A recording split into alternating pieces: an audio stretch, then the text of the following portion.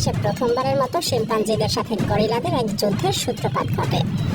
2019 সালের ফেব্রুয়ারি মাস আফ্রিকার একটা ন্যাশনাল পার্কে প্রায় 27টা শিম্পাঞ্জিকে বেশ আক্রমণাত্মক ভঙ্গিতে দেখা যায়। এই 27টা শিম্পাঞ্জি মিলে 5টা গরিলাকে আক্রমণ করে। গরিলাদের গ্রুপে 3টা মহিলা গরিলা, একটা বাচ্চা এবং একটা বড় পুরুষ গরিলা ছিল। পুরুষ গরিলারা কিন্তু আকারে বেশ বড় হয়ে থাকে। উচ্চতায় এরা প্রায় 6 ফুট পর্যন্ত হতে পারে এবং ওজনে এরা প্রায় 500 কেজিরও বেশি। কিন্তু এমন পরিস্থিতিতে তার এই আকৃতি কোনো সাহায্যই করতে পারেনি। যদিও গরিলাটা সর্বোচ্চ চেষ্টা করেছিল তার পরিবারকে বাঁচাতে, এমনকি শিম্পাঞ্জিদের সাথে লড়াই করে 3টা শিম্পাঞ্জিকে সে আহতও করেছিল। কিন্তু শেষ পর্যন্ত গরিলাটা শিম্পাঞ্জিদের কাছে নৃশংসভাবে নিহত হয়। সাথে গরিলার ছোট বাচ্চাটাকেও শিম্পাঞ্জিদের দল মেরে ফেলে। প্রায় 52 মিনিট ধরে চলা এই যুদ্ধের পরে বাকি গরিলারা কোনো মতে পালিয়ে বাঁচে। একই বছরের ডিসেম্বরে শিম্পাঞ্জিরা আবারও গরিলাদের উপরে আক্রমণ করে আরেকটা বাচ্চাকে মেরে ফেলে। পুরো ঘটনাটা কয়েকজন রিসার্চার দূর থেকে রেকর্ড করতে থাকে। এমন লড়াইয়ের সময় গরিলা বা শিম্পাঞ্জিদের কাছাকাছি থাকাটা বেশ বিপজ্জনক, তাই তারা যত দূর থেকে সম্ভব পুরো ঘটনাটাকে ক্যামেরা বন্দি করে। এবারের লড়াইটাতে শিম্পাঞ্জিদের দল 7টা গরিলার বিপক্ষে দাঁড়ায়। আর এবারের লড়াইটা ছিল গতবারের চাইতে আরো বেশি ভয়ঙ্কর। এটা চলেছিল 79 মিনিট ধরে। যদিও এটা স্পষ্ট না যে এই শিম্পাঞ্জিগুলো কি প্রথমবার আক্রমণের সেই শিম্পাঞ্জির দলই ছিল কিনা। এর চেয়ে বড় প্রশ্ন হলো কেন শিম্পাঞ্জির দল হঠাৎ এমন ভয়াবহ আচরণ করছে। এভাবে গরিলাদের উপরে আক্রমণের কারণই বাকি। শিম্পাঞ্জি এবং গরিলা সাধারণত একই সাথে থাকে। এই দুই প্রজাতির প্রাণীদের আফ্রিকার জঙ্গলে সবচাইতে বেশি দেখা যায়। দুই পক্ষই যথাসম্ভব একে অন্যকে বেশ সাহায্য করে। এমন হয় যে তারা মাঝে মাঝে একই গাছে থেকে ফলও খায়।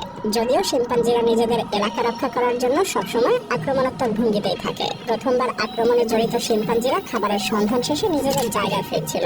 সুতরাং এটা স্পষ্ট যে প্রথমবার সংঘাতের কারণ ছিল খাবার ভাগাভাগি। কিন্তু এই ধরনের লড়াইয়ের ফলাফল কি হতে পারে? প্রথমবার আক্রমণের সময় বলেছি শিম্পাঞ্জিরা সংখ্যায় বেশি থাকে, তাই এটা তাদের সবচাইতে বড় সুবিধা। এছাড়াও তারা খাবার সন্ধান শেষে নিজেদের এলাকায় ফিরছিল, তাই এক প্রকার আক্রমণের জন্য তারা প্রস্তুতি ছিল।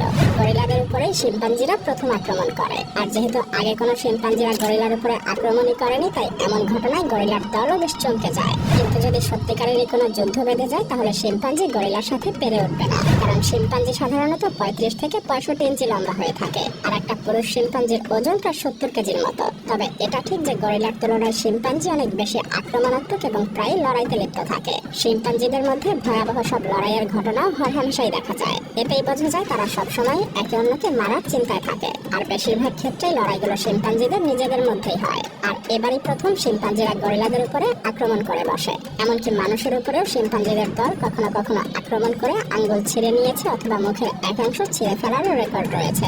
জন্মগতভাবে শিম্পাঞ্জিরা এমন আক্রমণাত্মক এবং খুনি স্বভাবের। আর এ কারণেই মাঝে মাঝে শিম্পাঞ্জিদের দুই গ্রুপের মধ্যে যুদ্ধ লেগে যায়। আর এমন যুদ্ধে ডজন ডজন শিম্পাঞ্জি মারাও পড়ে।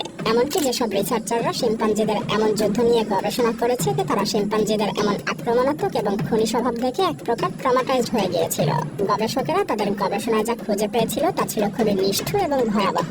এটা এতটাই মর্মান্তিক ছিল যে এই শিম্পাঞ্জিদের যুদ্ধগুলো যে সকল রিসার্চার পর্যবেক্ষণ করেছিলেন তারা সেগুলো দেখার পর ঘামে ভিজে গিয়েছিলেন। কারণ শিম্পাঞ্জিদের একে অপরকে হত্যা করার দৃশ্য আসলে এতটাই নৃশংস আর হাড়হিম করা ছিল তা দেখে হয়তো অনেক গবেষকই হতবাক হয়ে গিয়েছিলেন, যেটা আপনি ভিডিও ক্লিপ দেখে অনুভব করতে পারবেন না। সেই সকল গবেষকের মধ্যে অনেক গবেষক মনে করে শিম্পাঞ্জিরা এমন নৃশংস আচরণ শিখেছে মানুষের অর্থাৎ আপনার আমার কাছ থেকে। তারা হয়তো মানুষের বর্বরতা দেখে নিজেদের মধ্যে এসব আয়ত্ত করে নিয়েছে। যেহেতু শিম্পাঞ্জিরা নিজেদের মধ্যে প্রাণঘাতী আক্রমণ করে, এমনকি শিম্পাঞ্জিদের আক্রমণ কৌশলটা অনেকটাই মানুষের মতো। তাদের আক্রমণ অনেকটা মিলিটারি স্টাইলের হয়ে থাকে, অর্থাৎ পাহাড়ের উপরে বসে শিম্পাঞ্জির একটা দল একে অপরের উপরে নজরদারি করতে থাকে। তারপর নিজেদের অনুকূলে থাকা একটা জায়গা দেখে তারা আক্রমণ করে বসে। অপর পক্ষ থেকে কোনো বিপদ আসতে পারে কিনা সে সকল দিকেও তাদের নজর এড়ায় না। শিম্পাঞ্জিদের আরো একটা বিরক্তিকর আচরণ হলো এদের উচ্চস্বরে চিৎকার চেঁচামেচি করে যুদ্ধ করা। তাদের এই শৈগলের তীব্রতা এতটাই ভয়াবহ হয় যে এতে যে কোনো মানুষের মাথা ব্যথা শুরু হয়ে যেতে পারে। কিন্তু মাঝে মধ্যে তারা হঠাৎ করে যুদ্ধের মধ্যে শান্ত হয়ে যায়। আর তাদের শান্ত হওয়ার কারণ তাদের শত্রুকে ফাঁদে ফেলা। যতটা সম্ভব শান্ত থেকে তারা শত্রুদের প্রতিটা পদক্ষেপ নজরে রাখতে থাকে আক্রমণ করার জন্য।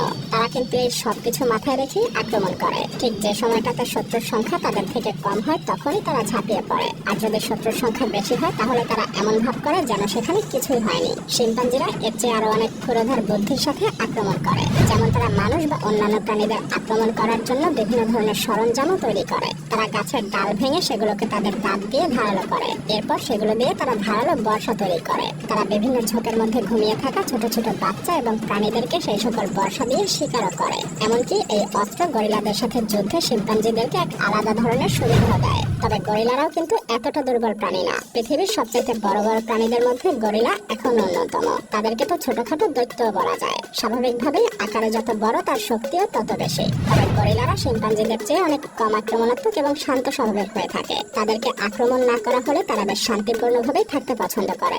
গরিলার নিজেদের দুই গ্রুপের মধ্যে লড়াই খুব একটা দেখা যায় না।